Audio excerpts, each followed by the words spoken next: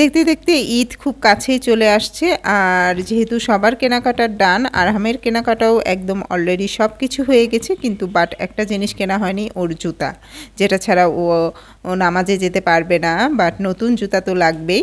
তো ভাবলাম যেহেতু ওর স্যান্ডেল অনেকগুলো রয়েছে, ওকে এক জোড়া কেটস কিনে দিই, যেহেতু ও জিন্স প্যান্ট দিয়ে অথবা টি শার্ট দিয়ে পরতে পারবে আর দেখতে ভালো লাগবে।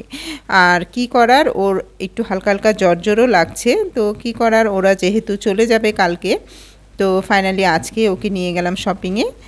তো এই তো দোকানে যেয়ে দোকানের ভাইয়ারা ওকে জুতা দেখাচ্ছে, ও একটু আপসেট হয়ে গিয়েছে যে কোথায় আসলাম।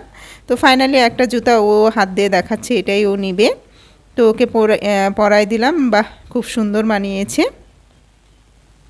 এখন রেহা ট্রায়াল দিবে, রেহার নাকি ওই জুতা হবে না, এখন ও আরেকটা জুতা কিনবে, আপনাদের ভাইয়া কিনলো, আমি কিনলাম, তো সব কিছু মিলে আসলে শপিং মলে ঘোরাঘুরি ভালোই লাগে, কিন্তু রোজার সময় আসলে খুব টাফ হয়ে যায় এত ঘুরতে। তো আমরা বেশিক্ষণ ছিলাম না, ফাইনালি 1 ঘন্টার মতোই ছিলাম, যেহেতু ফিক্সড প্রাইজের দোকান, তো চলে আসলাম। এই ফাঁকে আরহাম ঘুমিয়েও গিয়েছি। তো আরহামকে নিয়ে আমার হাজব্যান্ড উপরে উঠছে বাসায়, আর আমি পেছন থেকে ভিডিও করছি। তো এই তো, আর সন্ধ্যার আগে দেখেন, ইফতারের টাইমের আগে কি ঝুম বৃষ্টি আর বাতাস, এত বৃষ্টি যা বলার বাইরে। তো আজকের ইফতারিতে এখানে সাদা পোলাও রান্না করেছি, সাদা খিচুড়ি রান্না করেছি, আর খেজুর গুড়ের পায়েস ছিল, জিলাপি আনছে আপনাদের ভাইয়া, মাছ ভুনা করেছি, ডিমের কোরমা করেছিলাম, রোল ভেজেছিলাম, আর হচ্ছে খেজুর ছিল, ফ্রেঞ্চ ফ্রাইস ছিল। তো এই দিয়ে আজকের ইফতার করেছিলাম, আর ট্যাঙের জুস বানিয়েছিলাম।